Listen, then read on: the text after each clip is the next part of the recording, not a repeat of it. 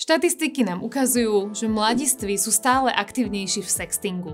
Podľa tejto štúdie poslalo takéto správy skoro 15% a dostalo vyše 27% mladých ľudí vo veku 12 až 17 rokov. Neboj sa, toto video nebude o tom, že ti niečo zakážeme robiť. Pozrieme sa na vec z rôznych uhlov pohľadu. Asi ti je jasné, že sexting je spojenie slov sex a texting, teda písanie o sexe. Nemusí byť postavené len na slovách, ale môže zahrňať aj rôzne nahé fotky, videá, sexy hlasovky alebo návrhy na sexuálnu aktivitu. Deje sa v online priestore na viac či menej šifrovaných aplikáciách a chatoch. Na prvý pohľad sa môže sexting javiť ako zábavná a nevinná aktivita, cez ktorú je možné s niekým flirtovať.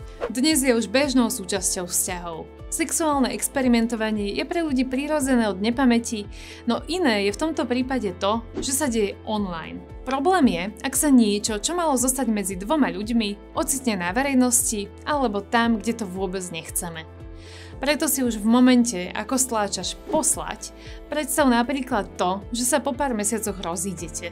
Možno sa aj pohádate. Máš aj tak istotu, že tvoje fotografie zostanú v bezpečí?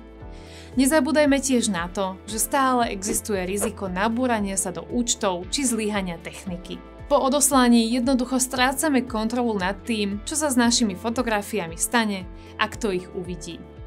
Fotky môžu skončiť kdekoľvek, vrátane pornostránok. Páchateľ tohto činu tiež môže vytvoriť falošný profil na sociálnych sieťach a vydávať sa za teba. Tento materiál môže byť časom zneužitý na vydieranie, manipuláciu, kyberšikanu či stalking.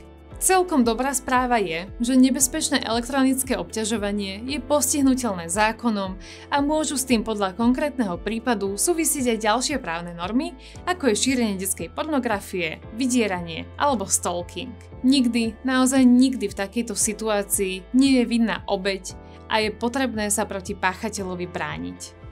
Aby si teda po teba neprišli policajti, tak ako aj v offline svete, aj pri sextingu je nevyhnutný súhlas. Potrebuješ ho dať, ale aj prijať. Nikdy neposielaj svoje nahé fotky druhej osobe bez súhlasu, fakt to nie je vôbec OK. Jednoducho sa predtým treba spýtať konkrétnu otázku a rešpektovať odpoveď, nech už je to áno alebo nie. Ak niekto nemá záujem alebo nevieme, či má záujem vidieť takúto fotografiu, je to obťažovanie. Ak ťa do sextingu niekto manipuluje alebo núti, nie je to súhlas, ale to verím, že vieš. Človek, ktorý nerešpektuje, že niečo nechceš robiť, nerešpektuje teba a tvoje bezpečie. To je red flag ako vyšitý. Veľa dospelých ľudí má sexting rado. Považujú to za formu spestrenia partnerského života, prípadne ho využívajú pri vzťahoch na diaľku, alebo to robia len tak pre zábavu. Je to celkom normálne a sexting z teba nerobí ani horšieho, ani lepšieho človeka. Nikto si posielaním nahých fotiek nekoleduje o hanbu, ani o to, aby ich niekto iný šíril ďalej. Ak sa ti niečo také stane, povedz o tom osobe, ktorej dôveruješ. Nie je sa za čo hanbiť. Osobu, o ktorej vieš, že tvoje fotografie odoslala ďalej, môžeš konfrontovať a požiadať o vymazanie. Odlož si akýkoľvek dôkaz či screenshot konverzácie, ktoré sa týkajú tohto prípadu. Ako som už spomínala, čin môžeš ohlásiť aj na polícii.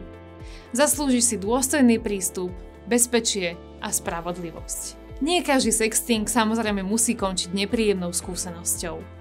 Je akurát dôležité robiť informované rozhodnutia a poznať ich možné dôsledky.